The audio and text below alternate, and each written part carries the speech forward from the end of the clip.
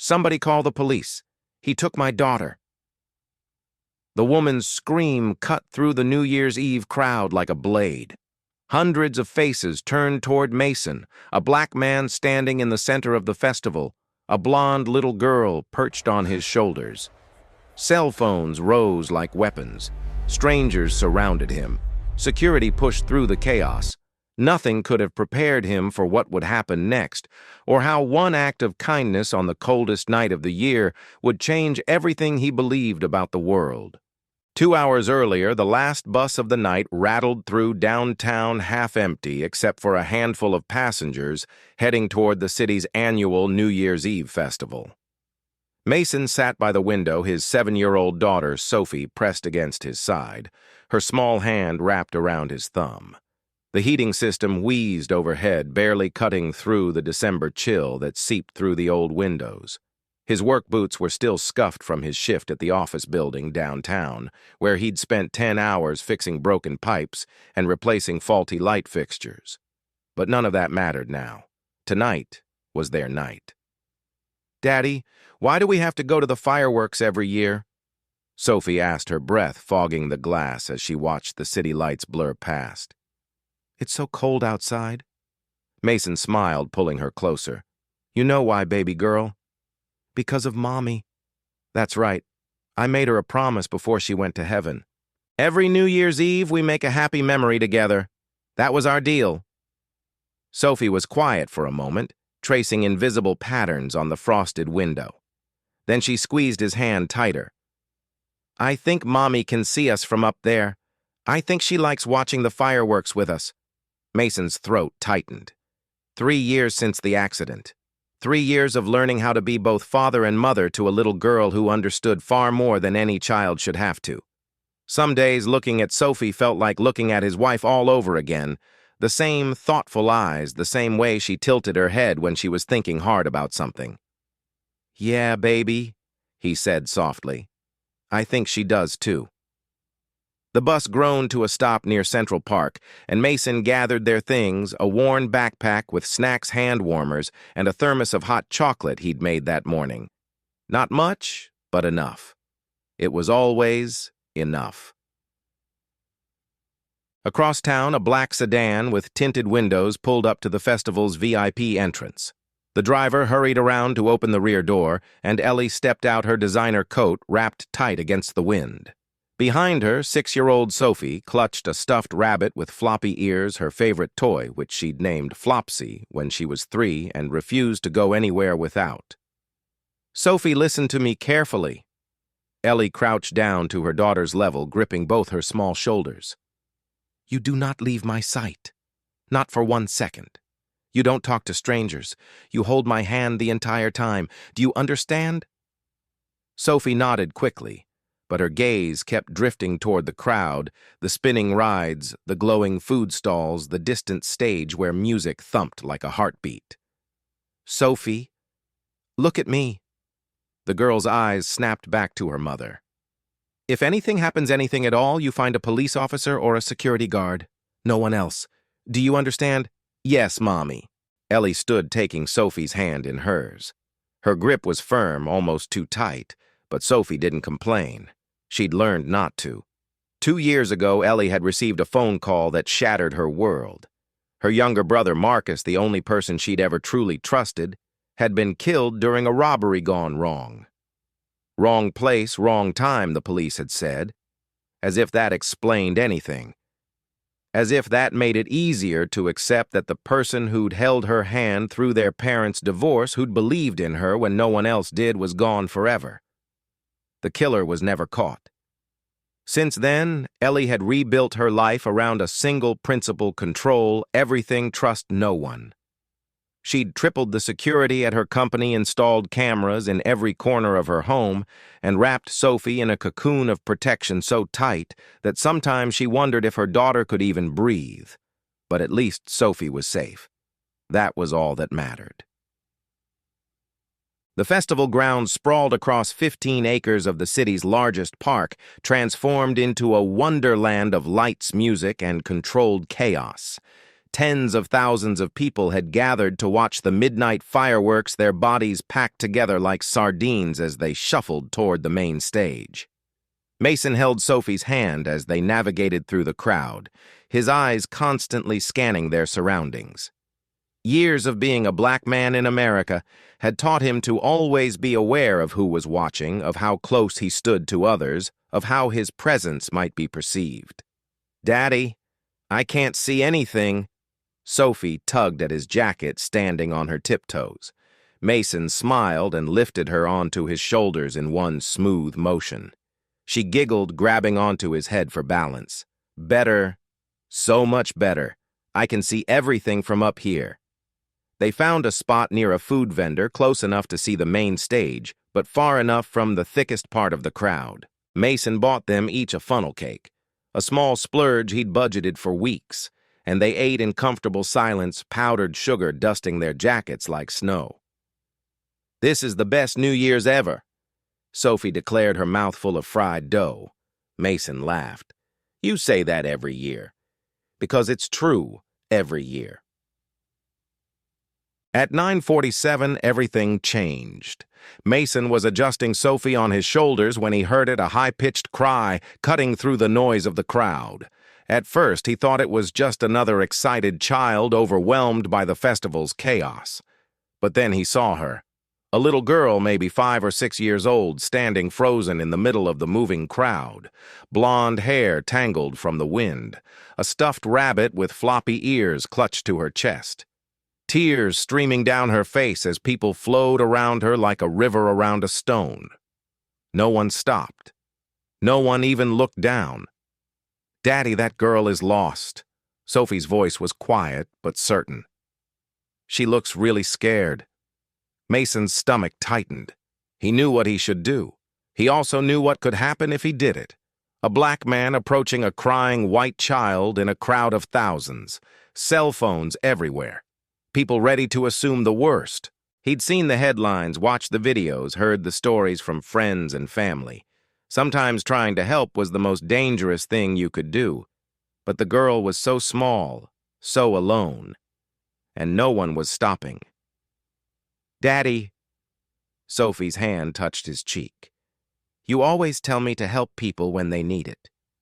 Before Mason could respond, the girl spotted them. Something in her expression shifted. Maybe it was the way Sophie was perched on his shoulders, just like a friend. Or maybe it was simply desperation, and she ran toward them, grabbing onto Mason's leg like he was the only solid thing in a world that had suddenly turned to water. "I can't find my mommy," she sobbed. "I can't find her. She was right here, and then she wasn't, and I don't know where she went." Mason knelt down slowly, bringing himself to her eye level. Sophie slid off his shoulders and crouched beside him. Hey, it's okay," he said gently, keeping his voice calm even as his heart raced. "What's your name, sweetheart?" "Sophie." "Okay, Sophie.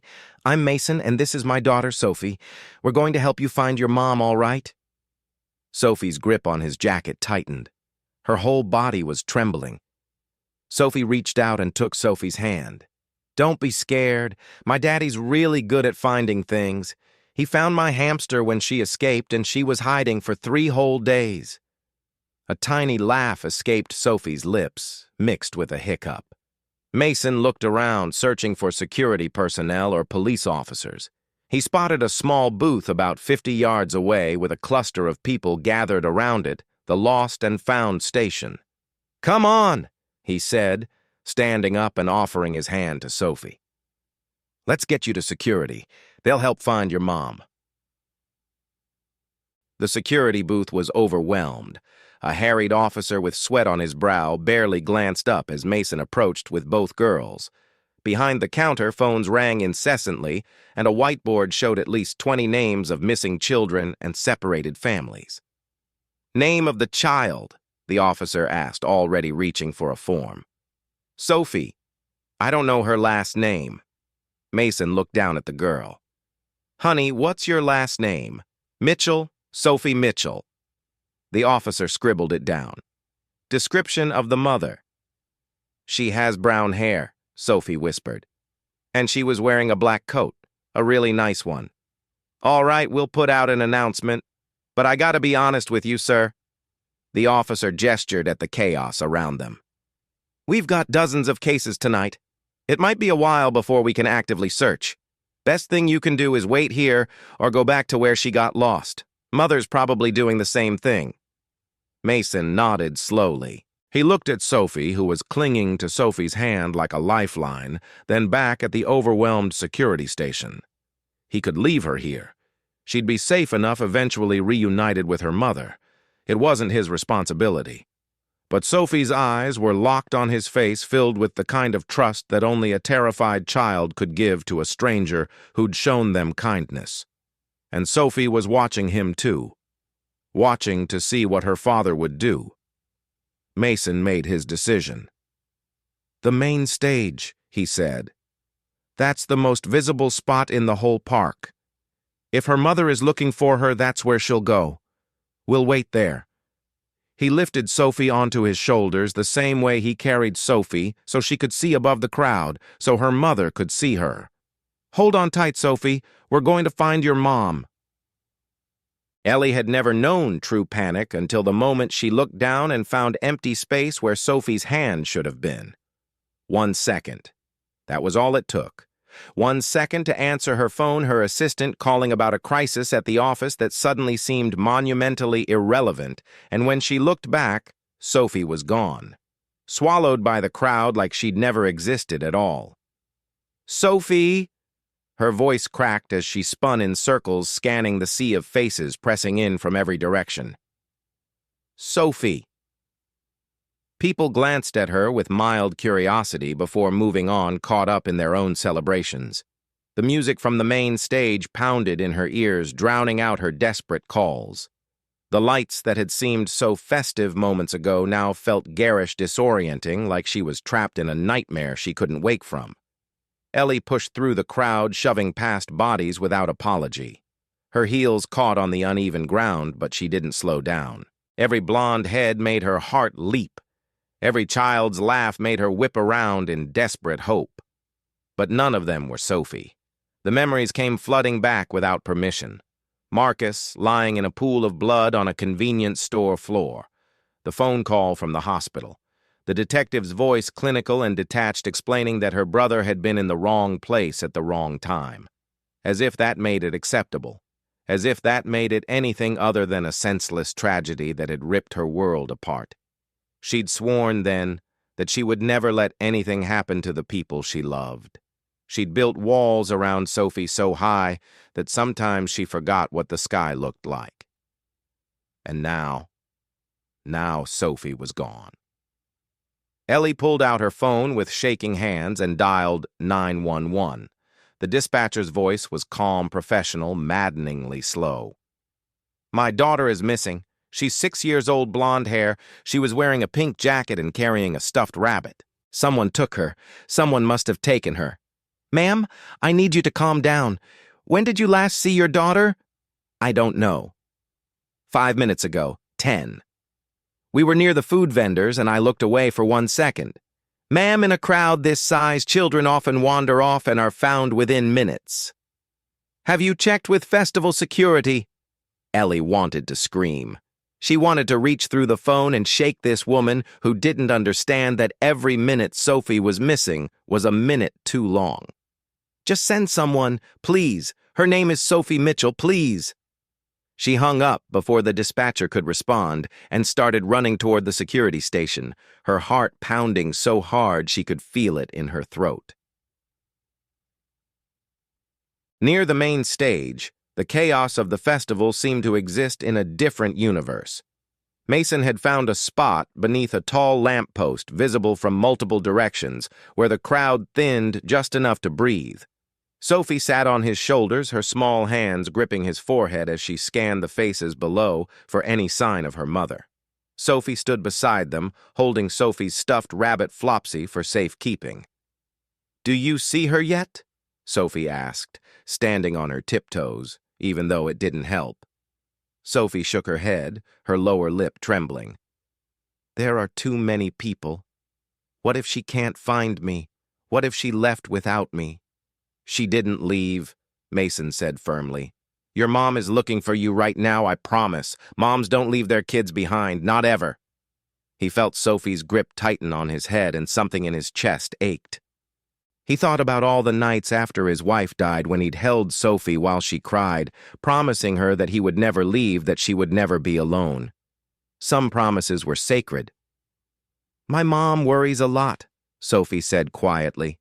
She's going to be really, really scared. That's because she loves you. When people love someone, they worry about them. It's just what happens. Sophie reached up and patted Sophie's knee. Don't worry. When your mom finds you, she's going to be so happy. She'll probably cry. Grown-ups always cry when they're happy. It's weird. Sophie almost smiled. My mom doesn't cry. She says crying doesn't solve anything. Mason exchanged a glance with Sophie, who shrugged with the simple wisdom of a child who hadn't yet learned to hide her emotions. Sometimes crying is just what you need to do, Sophie said.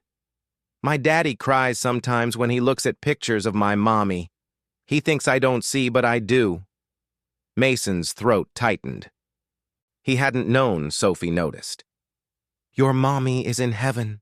Sophie asked. Sophie nodded. She went there 3 years ago, but she still watches over us. Daddy says she's in the fireworks every New Year's Eve. That's why we come here.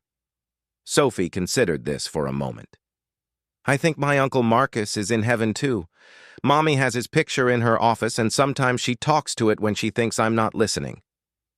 The weight of Sophie's words settled over them like a blanket. 2 children connected by losses they were too young to fully understand, finding common ground in a crowd of strangers. Well, Mason said, clearing his throat, your uncle and Sophie's mom are probably up there right now making sure we find your mother safe and sound. So let's keep looking, okay? Sophie nodded and resumed her search, her eyes scanning the crowd with renewed determination. Ellie reached the security station in a state barely short of hysteria.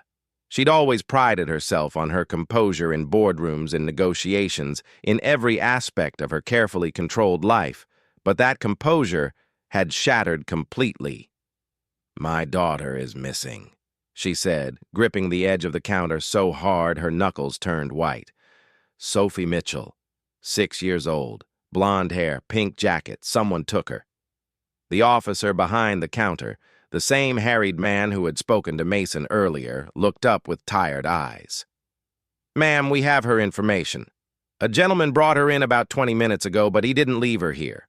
Said he was going to wait near the main stage so you could find her more easily. Hope flared in Ellie's chest. What did he look like? Where exactly? Tall guy Black had his own daughter with him. Said he'd wait by the main lamppost near center stage, most visible spot in the park. But Ellie was already gone, shoving through the crowd toward the main stage, her mind racing with terrible possibilities. A stranger had her daughter. A man she didn't know had taken Sophie somewhere, and for all she knew, she couldn't finish the thought. She wouldn't. The crowd thickened as she approached the main stage, bodies pressing together as the countdown to midnight drew closer. 11:15. 45 minutes until the new year, and her daughter was somewhere in this sea of strangers with a man she'd never met. And then she saw them. Sophie. Her Sophie. Sitting on the shoulders of a black man she'd never seen before, laughing at something the man's daughter had said. Laughing as if everything was fine. As if she hadn't just put her mother through the worst 30 minutes of her life. Relief crashed over Ellie like a wave, followed immediately by something darker. Something that had been building inside her for 2 years, fed by grief and fear and the constant, exhausting vigilance of trying to protect what she loved. She saw a stranger with her child. She saw a threat, and she reacted. Sophie.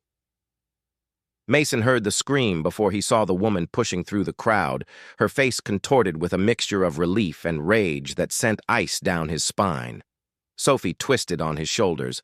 Mommy, Mommy, I'm here, but Ellie wasn't looking at Sophie. She was looking at Mason, at his hands on her daughter's legs, at the proximity between them, at everything her fear-poisoned mind had conjured during those terrible 30 minutes of searching. "Get away from her!" She reached them in seconds, grabbing Sophie and pulling her off Mason's shoulders with such force that the little girl cried out in surprise. Ellie clutched Sophie to her chest, backing away from Mason as if he were a wild animal. "Mommy, what are you doing? He helped me." Ellie didn't hear her, couldn't hear her. All she could see was the nightmare she'd been dreading since the day Marcus died, someone taking away the person she loved most in the world. "Somebody call the police!" She screamed, her voice cutting through the noise of the festival like a siren. "He took my daughter. This man tried to kidnap my child." The crowd around them froze. Heads turned. Eyes locked onto Mason with the kind of suspicious, calculating stare he'd felt 1,000 times before on street corners, in stores, in elevators, where women clutched their purses a little tighter when he stepped inside. Cell phones appeared, held aloft like weapons. Faces he didn't recognize filmed him from every angle, capturing this moment for posterity, ready to turn it into a story that would follow him forever. Mason raised his hands slowly, palms out, the universal gesture of surrender.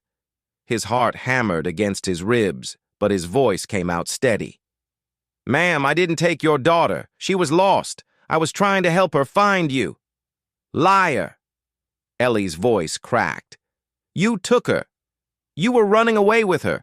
I wasn't running anywhere. I was waiting right here so you could find her."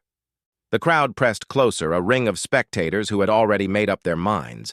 Mason could see it in their faces, the suspicion, the judgment, the willingness to believe the worst about him because of what he looked like. Sophie stood beside him, her hand gripping his jacket, her small body trembling. She looked up at the crowd, at the phones, at the woman screaming at her father, and something in her expression shifted from fear to anger. "Stop it!" she shouted, her thin voice cutting through the chaos. "My daddy didn't do anything wrong. He's a good person. He was helping Sophie find her mommy because nobody else would." But her words were swallowed by the noise, by Ellie's continued accusations, by the murmur of the crowd, by the approaching footsteps of security guards pushing through the masses. "Sir, we're going to need you to come with us." A guard grabbed Mason's arm, his grip firm and unyielding. "I didn't do anything," Mason said, his voice still calm even as his world crumbled around him. "Ask the girl. Ask Sophie what happened." But no one was asking Sophie anything. No one was listening to the truth. "Stop it, all of you! Stop it!" Sophie's scream cut through everything, her mother's accusations, the crowd's murmurs, the security guard's commands. The little girl pushed against Ellie's grip, her face red and streaked with tears. "Mommy, you're wrong. He didn't take me. I was lost and I was so scared and nobody would help me except him." Sophie's voice broke into sobs. "He let me sit on his shoulder so you could see me. He said you would come back. He promised me moms never leave their kids. He was helping me." The crowd fell silent. Even Ellie stopped, her arms loosening around Sophie as the little girl's words sank in. "He's nice, Mommy. He and Sophie are nice. Why are you being so mean to them?" Mason watched as the certainty drained from Ellie's face, replaced by something he hadn't expected: confusion, then doubt, then the slow dawning horror of someone realizing they've made a terrible mistake. The security guard's grip on Mason's arm loosened, but didn't release. "Ma'am, is what the girl's saying true?" Ellie's mouth opened, but no words came out. She looked at Sophie, then at Mason, then at Sophie, who stood with her chin raised, tears streaming down her face, refusing to look away from the woman who had just accused her father of being a monster. Ellie's voice was barely a whisper. "I thought—" "You thought wrong," Mason said quietly. The anger was there, buried deep beneath years of practice at swallowing it, but his voice remained steady. "I found your daughter crying in the middle of a crowd where nobody else bothered to stop. I took her to security, but they couldn't help right away. So I brought her here to the most visible spot in the park and I waited. That's all." The crowd began to shift uncomfortably. Cell phones lowered one by one as the narrative they'd expected fell apart. Some people drifted away, embarrassed. Others lingered, still watching, still waiting to see how this would end. The security guard released Mason's arm. "Sounds like a misunderstanding. Ma'am, you might want to thank this man instead of accusing him." But Ellie couldn't speak. She stood frozen, clutching Sophie, staring at Mason with an expression he'd seen before on the faces of people who'd just discovered something ugly about themselves. Sophie tugged at Mason's hand. "Daddy, can we go now?" Mason looked down at his daughter. She was trying to be brave. He could tell her jaw set, her shoulders squared, but her eyes were wet, and her lower lip trembled with the effort of holding back tears. His daughter had just watched him be accused of kidnapping, had watched strangers film him like a criminal, had watched a woman scream at him because of what he looked like. This was supposed to be their special night, their promise to her mother. "Yeah, baby," he said softly. "Let's go." He turned to leave Sophie's hand in his when Ellie's voice stopped him. "Wait, please." Mason turned back slowly. Ellie's face was pale, her composure completely shattered. "I'm sorry. I'm so sorry. I was scared, and I wasn't thinking, and I—" She broke off, struggling to find words that could undo what she'd done. "Please, let me make this right. I have resources, connections, I can help you. Whatever you need, money, a job, anything." Mason stared at her for a long moment. The crowd had mostly dispersed now, but a few stragglers remained watching this final act of the drama. When he spoke, his voice was low controlled, but edged with something sharp. "You think money fixes this?" Ellie flinched. "My daughter is 7 years old," Mason continued. "She just watched her father get treated like a criminal in front of hundreds of people because I tried to help a scared little girl. She heard you call me a kidnapper. She saw people point their phones at me like I was some kind of animal in a zoo." He took a step closer, and Ellie instinctively stepped back. "I've spent my whole life learning how to navigate moments like this, how to keep my voice calm when I'm being accused of things I didn't do, how to raise my hands so nobody feels threatened, how to make myself smaller so people feel safe." His voice cracked just barely. "But my daughter, I never wanted her to learn that lesson. Not like this." Sophie pressed herself against his leg, her small arms wrapping around him. "So no, I don't want your money. I don't want your connections.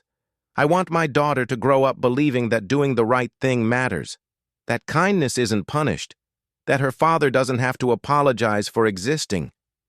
He took a shaky breath. "You can't give me any of that.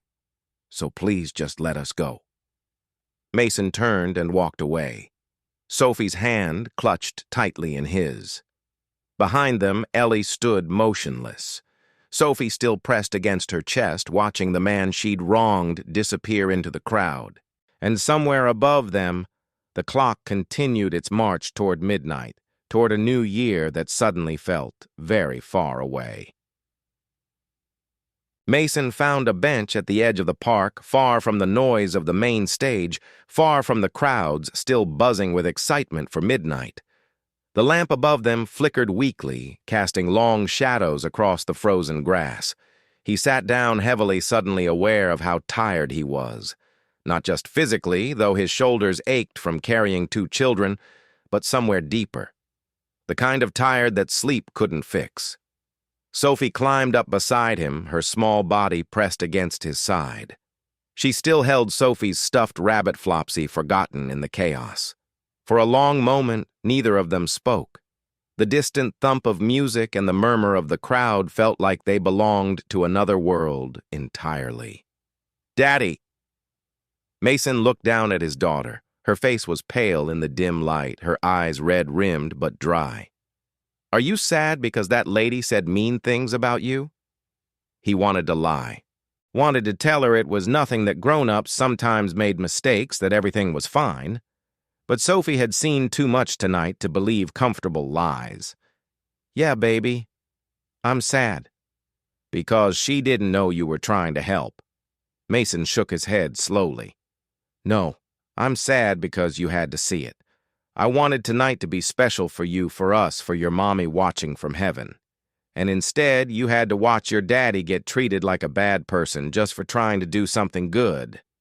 Sophie was quiet, processing his words with that serious expression she got when she was thinking hard about something.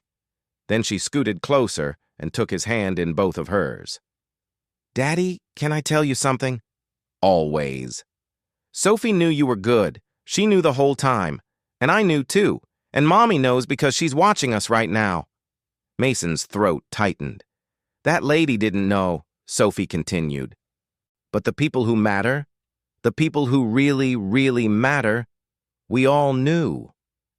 Isn't that enough?" The question hit him like a wave. His 7-year-old daughter, who had lost her mother before she was old enough to really remember her, was asking him the question he'd been struggling with his entire life. Was it enough to be seen by the people who mattered, even if the rest of the world looked at him with suspicion? "When did you get so smart?" he asked, his voice rough. Sophie shrugged. "I listen when you talk. You always say that doing the right thing is what matters, even when it's hard. You did the right thing tonight, Daddy. Sophie was so scared and you helped her. That's what matters." Mason pulled his daughter into a hug, holding her tight against his chest. He felt tears burning in his eyes, the first tears he'd allowed himself since his wife's funeral. "You're right, baby girl," he whispered into her hair. "You're absolutely right." On another bench, not far away, but hidden from view by a cluster of trees, Ellie sat with Sophie cradled in her lap. The little girl had stopped crying, but her body still trembled occasionally with the aftershocks of everything that had happened. Ellie held her close, stroking her hair, trying to offer comfort she wasn't sure she deserved to give. "Mommy, why were you so mean to that man?" The question was soft, free of accusation, but it cut deeper than any criticism Ellie had ever received in a boardroom. "I was scared, baby. I was so scared of losing you. But he was helping me. He was nice. I know that now. I know." Ellie closed her eyes, and for the first time in 2 years, since the night she'd gotten the call about Marcus, she felt tears sliding down her cheeks. "I was so afraid of something bad happening to you that I hurt someone who was trying to do something good." Sophie looked up at her mother's face, surprised by the tears. "Mommy, you're crying." "I know, sweetheart." "You never cry." Ellie let out a sound that was half laugh, half sob. "Maybe I should have been crying all along. Maybe I've been holding everything inside for too long." Sophie reached up and touched her mother's wet cheek. "Is this because of Uncle Marcus? You still miss him?" The mention of her brother's name sent a fresh wave of grief through Ellie's chest. She'd been so focused on protecting Sophie, so consumed by fear and control, that she'd never properly mourned him. She'd locked that grief away in a box and buried it deep, thinking that made her strong. But it hadn't made her strong. It had made her someone who screamed accusations at a stranger trying to help her daughter. "Yes, baby. I miss him every day. And when you got lost tonight, I was so scared that I would lose you the same way I lost him. I wasn't thinking clearly. I just saw danger everywhere." Sophie nodded slowly, her young mind working to understand. "But Mommy, not everyone is dangerous. Sophie's daddy wasn't dangerous. He was kind." "I know, and I hurt him anyway." Ellie took a shaky breath. "I need to apologize to him. Really apologize. Not try to fix it with money or offers, just tell him I'm sorry and mean it." "Can we find him, please?" Ellie looked toward the main festival grounds where the crowd was beginning to gather for the midnight countdown. Finding one man and his daughter in tens of thousands of people seemed impossible, but she had to try. "Okay, baby, let's go find them." They found Mason and Sophie on the bench at the edge of the park just as the clock struck 11:45. Sophie spotted them first. "There they are, Mommy, there they are." Before Ellie could respond, Sophie wriggled out of her arms and ran toward the bench. Ellie followed more slowly, her heart pounding with each step. Sophie looked up as Sophie approached and her expression was wary, but Sophie ran right up to her and stopped breathless. Sophie, I'm sorry about my mommy. She's not mean, she was just really scared. She's going to say sorry for real this time. Please don't be mad. Sophie looked at Sophie, then up at her father. Mason's face was unreadable. I'm not mad at you, Sophie said finally. It's not your fault what grown-ups do. Sophie's face lit up with relief. She held out her hands for the stuffed rabbit that Sophie still held. You still have Flopsy. Sophie looked down at the rabbit, then handed it over. I was keeping him safe for you. Thank you. Sophie hugged Flopsy to her chest, then looked back at Sophie. Do you want to be friends, real friends, not just tonight friends? Before Sophie could answer, Ellie reached them. She stood a few feet away, hands clasped in front of her, looking nothing like the powerful, commanding woman who had screamed accusations an hour earlier. She looked smaller somehow, uncertain. Mason stood slowly positioning himself slightly in front of Sophie. Not aggressive, just protective. I'm not here to offer you anything, Ellie said, her voice steady, despite the tears still drying on her cheeks. No money, no jobs, no connections. I know you don't want any of that. Mason said nothing. He waited. I came to apologize. Really apologize. For what I said, for what I did, for what I put you and your daughter through. She swallowed hard. There's no excuse for it.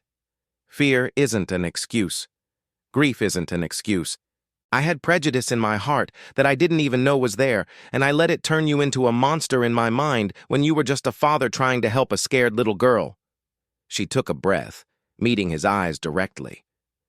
Your daughter shouldn't have had to see that. No child should have to watch their parent be treated that way.